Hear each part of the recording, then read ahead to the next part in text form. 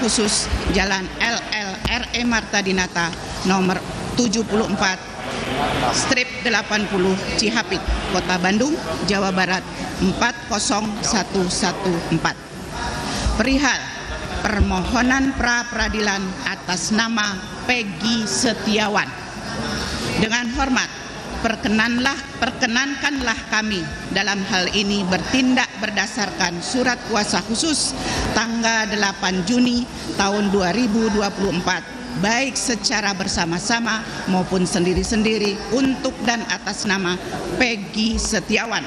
Pekerjaan belum atau tidak bekerja, tempat dan tanggal lahir Cirebon 29 Juni 1996, umur 27 tahun, agama Islam, nomor induk kependudukan 32090896008, beralamat di Dusun 1, Blok Simaja, RT _RW 004-002, Kelurahan _Desa Kepompongan, Kecamatan Talun, Kabupaten Cirebon, Provinsi Jawa Barat. Selanjutnya disebut sebagai pemohon. Dengan ini hendak mengajukan permohonan pra peradilan ke Pengadilan Negeri Bandung kelas 1A khusus terhadap Kepala Kepolisian Negara Republik Indonesia QQ, Kepala Kepolisian Daerah Jawa Barat CQ, Direktur Reserse Kriminal Umum Polda Jawa Barat yang beralamat dan berkedudukan di Jalan Soekarno-Hatta nomor 748 Cimencrang, Kecamatan Gedebage, Kota Bandung, Jawa Barat 40613, atas penetapan status pemohon sebagai tersangka dalam dugaan tindak pidana perlindungan anak dan atau pembunuhan berencana dan atau pembunuhan sebagaimana dimaksud dalam pasal 80 ayat 1 ayat 3 junto pasal 81 ayat 1 Undang-Undang Republik Indonesia nomor 35 tahun 2014 tentang perubahan atas Undang-Undang Republik Indonesia nomor 23 tahun 2002 tentang perlindungan anak dan atau pasal 340 dan atau pasal 338 KUHP junto pasal 55 ayat 1 ke 1 Kitab Undang-Undang Hukum Pidana oleh termohon sebagaimana surat penetapan tersangka nomor S.Tab_90_5 Romawi _Res _1.24/2024 Ditreskrimum tanggal 21 Mei 2024. Selanjutnya disebut sebagai termohon. Adapun yang menjadi dasar alasan permohonan pra peradilan adalah sebagai berikut. 1. Dasar hukum permohonan pra peradilan bahwa untuk mengetahui apakah ada atau tidak tindak pidana dalam peristiwa ini, perlu diketahui dalam suatu tindak pidana harus dicari kebenaran formil maupun material agar menjadi terang suatu tindak pidana, dan perlu dicermati pula syarat dan ketentuan serta prosedur hukum acara pidana. Dalam permohonan ini, pemohon perlu menyampaikan landasan hukum pengajuan permohonan pra peradilan untuk dijadikan pertimbangan yang mulia hakim, yaitu sebagai berikut. 1. Bahwa ditegaskan dalam pasal 28D ayat 1 Undang-Undang Dasar 1945 menyebutkan setiap orang berhak atas pengakuan, jaminan, perlindungan, dan kepastian hukum yang adil serta perlakuan yang sama di hadapan hukum, sehingga Dengan demikian secara jelas dan tegas Undang-Undang Dasar 1945 mengatur perlindungan dan kepastian hukum yang adil bagi setiap warga negara. 2. Bahwa keberadaan lembaga pra-peradilan sebagaimana diatur dalam bab 10 bagian ke-1 Undang-Undang Nomor 8 Tahun 1981 tentang KUHP dan bab 12 bagian ke-1 sebagai upaya koreksi terhadap penggunaan wewenang apabila dilaksanakan secara sewenang-wenang dengan maksud atau tujuan lain di luar dari yang ditentukan secara tegas dalam KUHP guna menjamin perlindungan terhadap hak asasi setiap orang termasuk diri pemohon. 3. Bahwa sebagaimana diketahui dalam KUHP pasal 1 angka 10 menyatakan pra-peradilan adalah wewenang pengadilan negeri untuk memeriksa dan memutus menurut cara yang diatur dalam undang-undang ini tentang 1. Sah atau tidaknya suatu penangkapan dan atau penahanan atas permintaan tersangka atau keluarganya atau pihak lain atas kuasa tersangka. 2. Sah atau tidaknya penghentian penyidikan atau penghentian penuntutan atas permintaan demi tegaknya hukum dan keadilan. 3.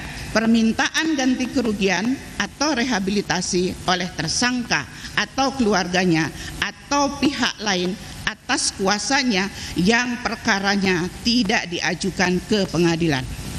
4. Bahwa selain itu yang menjadi objek pra-peradilan sebagaimana yang diatur dalam pasal 77 KUHP diantaranya adalah pengadilan negeri berwenang untuk memeriksa atau memutus sesuai dengan ketentuan yang diatur dalam undang-undang ini tentang 1.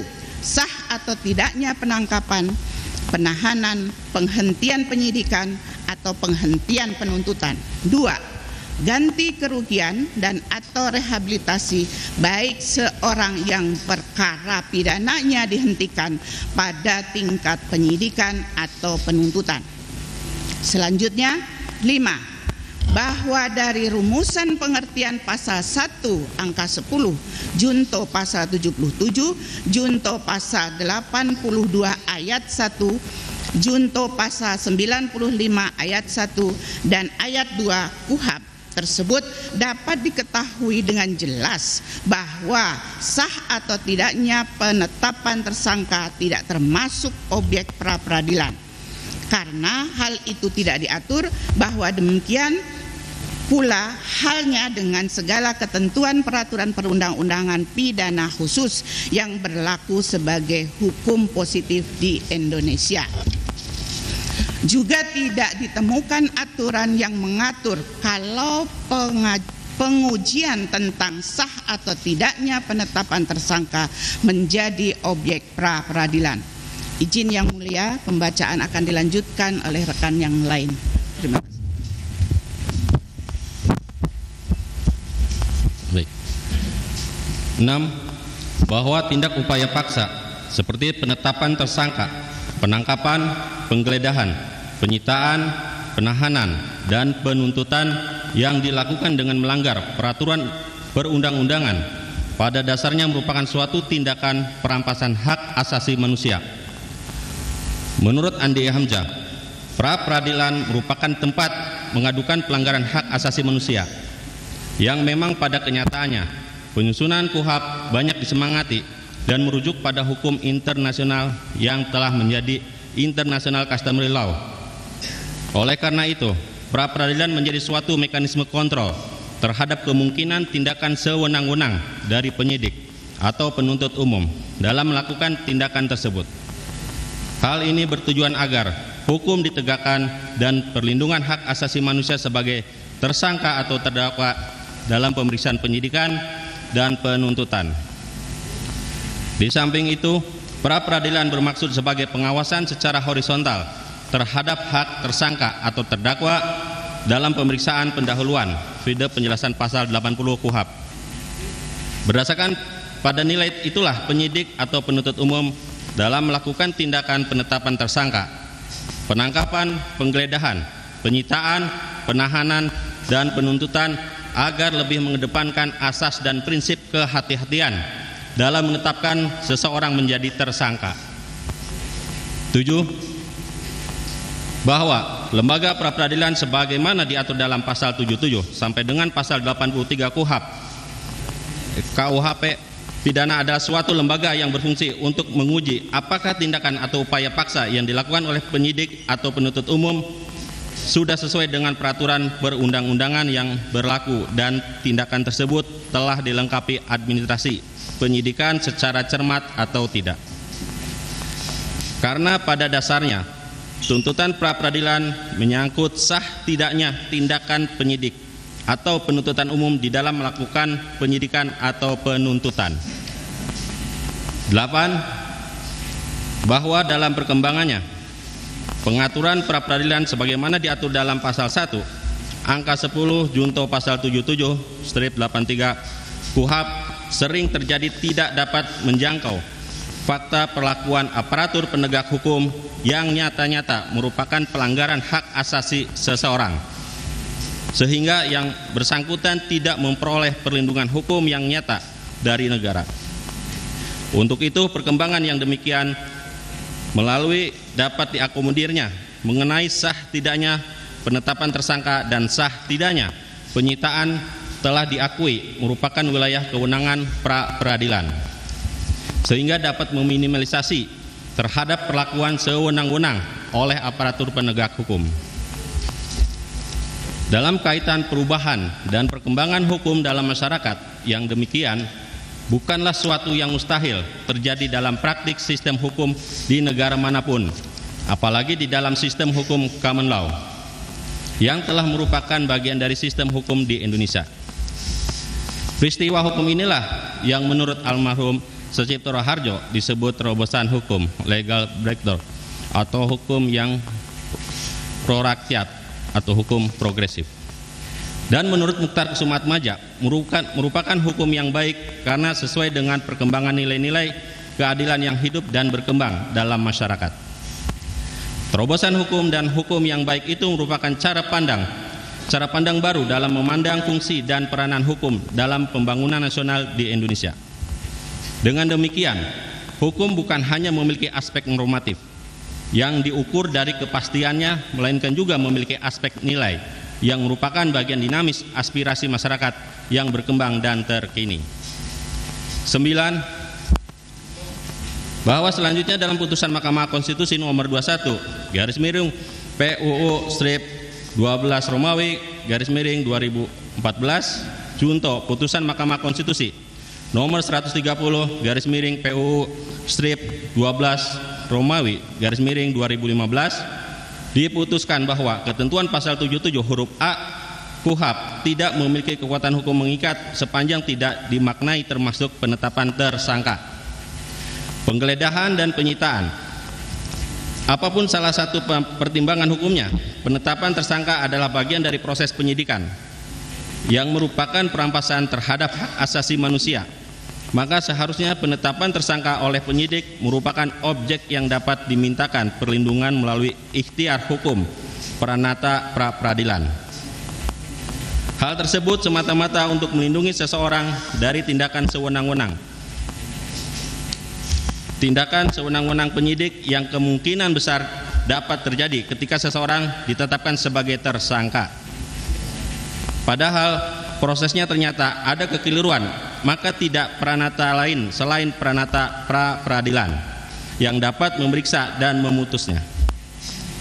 Putusan MK ini memberikan perlindungan terhadap seseorang yang mengalami proses hukum yang keliru pada saat ditetapkan sebagai tersangka di dalam ketentuan pasal 8 Undang-Undang nomor 39/1999 tentang HAM diatur bahwa perlindungan, pemajuan, penegakan dan pemenuhan hak asasi manusia terutama menjadi tanggung jawab pemerintah. Hal ini berarti MK mengambil peran dalam pemenuhan hak asasi manusia melalui putusnya sebagai bagian dari upaya responsif konstitusional. Salah satu pelindungan hukum yang ditekankan melalui putusan ini adalah kepastian hukum bahwa penyidik harus melakukan tindakan penyidikan sesuai dengan prosedur hukum yang berlaku. 10.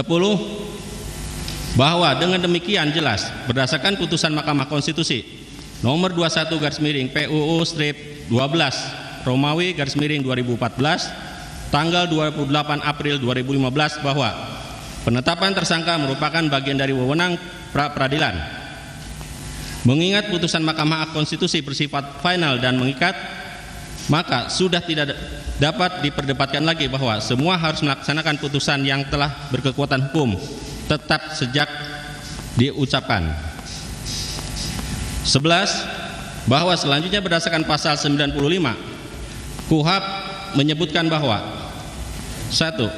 Tersangka terdakwa atau terpidana berhak menuntut ganti kerugian karena ditangkap, ditahan, dituntut, dan diadili atau dikenakan tindakan lain tanpa alasan yang berdasarkan undang-undang atau karena kekeliruan mengenai orangnya atau hukum yang diterapkan. 2.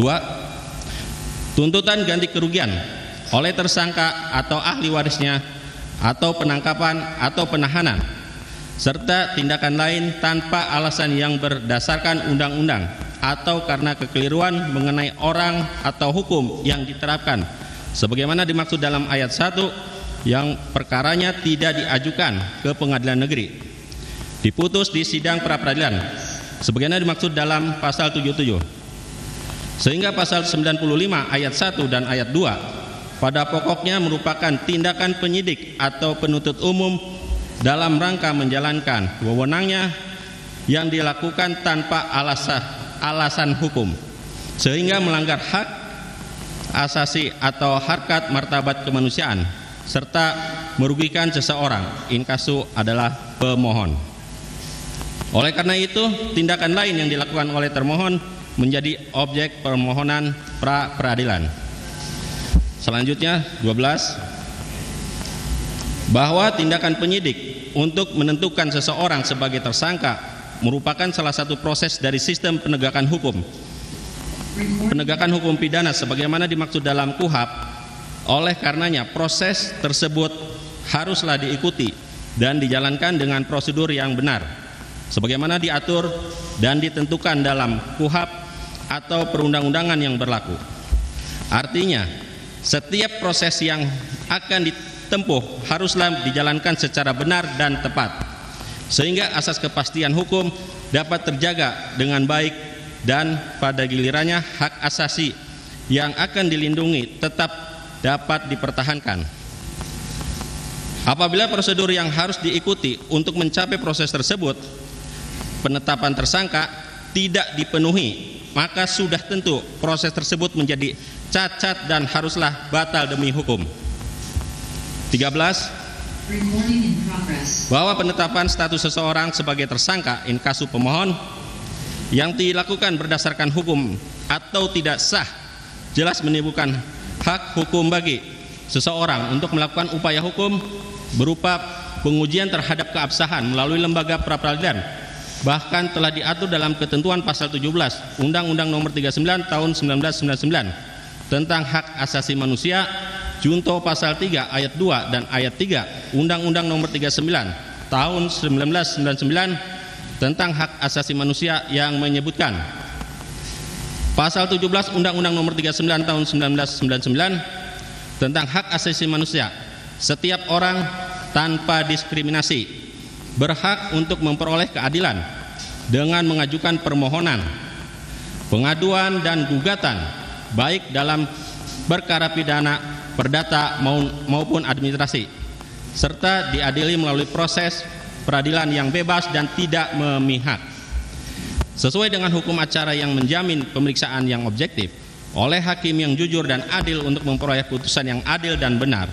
Pasal 3 ayat 2 Undang-Undang Nomor 39 Tahun 1999 tentang hak asasi manusia, setiap orang berhak atas pengakuan, jaminan, perlindungan dan perlakuan hukum yang adil serta mendapat kepastian hukum dan perlakuan yang sama di depan hukum Pasal 3 ayat 3 Undang-Undang Nomor 39 Tahun 1999 tentang hak asasi manusia.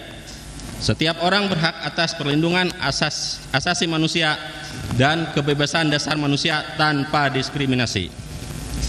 14.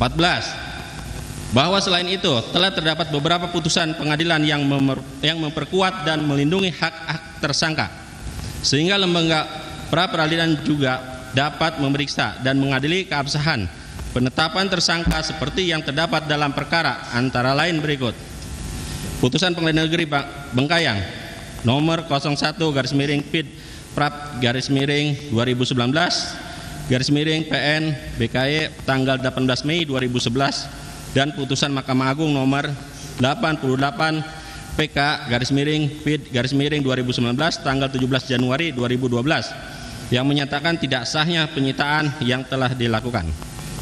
B.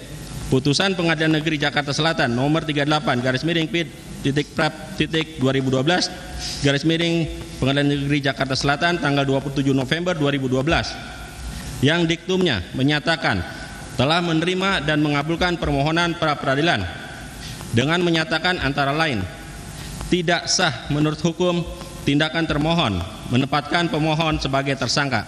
Hal ini terkait dengan sah tidaknya penetapan tersangka. C. Begitu juga Putusan Pengadilan Negeri Jakarta Selatan nomor 04/PID/2015/Pengadilan Negeri Jakarta Selatan tanggal 15 Februari 2015 dan Putusan Pengadilan Negeri Jakarta Selatan nomor 36/PID/2015/PN Jakarta Selatan tanggal 26 Mei 2015. 15. Bahwa kemudian berdasarkan pasal 183 KUHP yang pada pokoknya menyebutkan bahwa hakim tidak boleh menjatuhkan pidana kepada seseorang kecuali apabila dengan sekurang-kurangnya dua alat bukti yang sah itu peroleh keyakinan bahwa suatu tindak pidana benar-benar terjadi dan terdakwalah yang bersalah melakukannya. Maka frasa sah tersebut harus dimaknai atau ditafsirkan sebagai berikut. 1. Sah dalam prosedur perolehan yang dijadikan alat bukti dan sah secara implisit sebagai alat bukti yang diatur dalam undang-undang yang didukung oleh dengan keyakinan kehakiman. 16. Bahwa selanjutnya berdasarkan ketentuan pasal 2 ayat 1 bab 2 tentang objek pemeriksaan pra-peradilan dalam Peraturan Mahkamah Agung Republik Indonesia nomor 04 tahun 2016 tentang larangan peninjauan kembali putusan pra-peradilan yang menentukan pasal 2 ayat 1 objek pra-peradilan adalah sah atau tidaknya penangkapan, penahanan, penghentian penyidikan, penghentian penuntutan, penetapan tersangka, penyitaan dan penggeledahan. Izin yang mulia, kami lanjutkan pada rekan. Baik, terima kasih yang mulia. Romawi 2, objek pra-peradilan. Bahwa yang menjadi objek pemohon pra-peradilan adalah sah atau tidaknya penangkapan, penahanan, penggeledahan, penyitaan sampai penetapan status tersangka kepada pemohon Peggy Setiawan dengan surat nomor S.TAP/90/5 Romawi _(-1)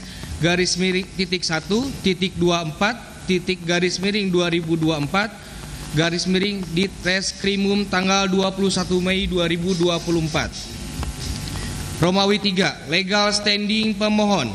Bahwa pemohon adalah orang yang ditetapkan sebagai tersangka oleh termohon melalui surat penetapan tersangka nomor S.TAP/90/Romawi 5-1.24.2024 Ditreskrimum tanggal 21 Mei 2024.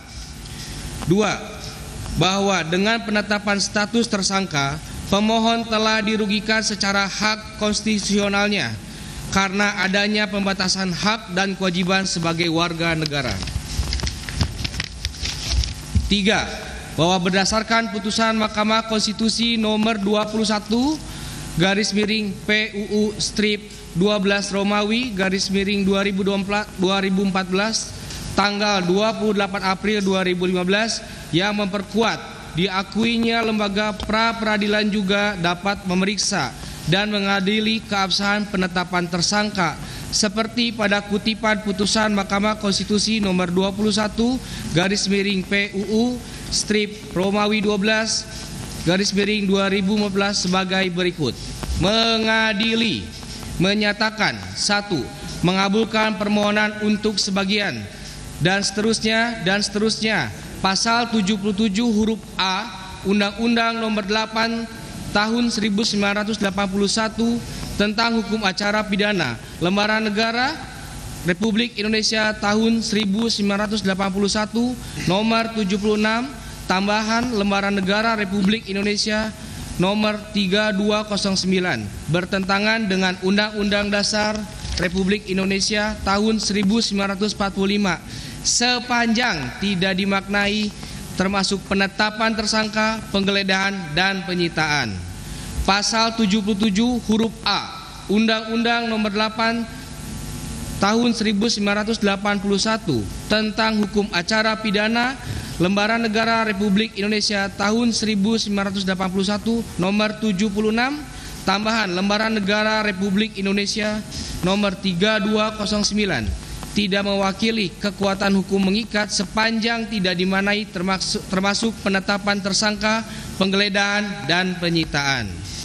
4. Dengan demikian jelas bahwa berdasarkan putusan Mahkamah Konstitusi nomor 21 PUU strip 2 Romawi 12 2014 tanggal 28 April 2015 bahwa penetapan tersangka, penggeledahan dan penyitaan telah merampas hak asasi pemohon yang merugikan sehingga untuk menentukan sah atau tidaknya penetapan tersangka, penggeledahan dan penyitaan tersebut berada pada kewenangan pra-peradilan.